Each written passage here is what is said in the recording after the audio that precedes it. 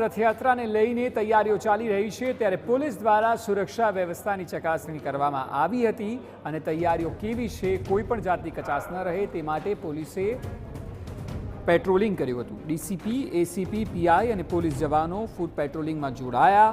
Railway સ્ટેશનથી પોલો ground, બગીખાના સુધી ફૂટ patrolling કરાયું હતું।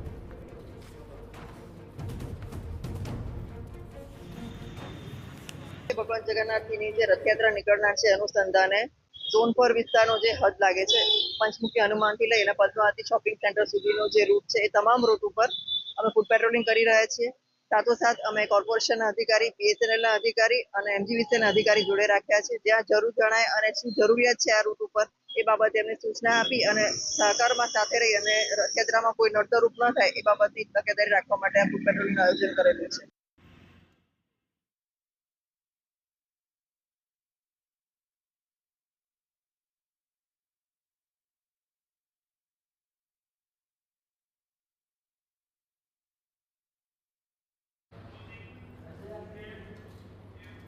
સાથે જ બુલેટિનમાં હાલ બસ આટલું જ।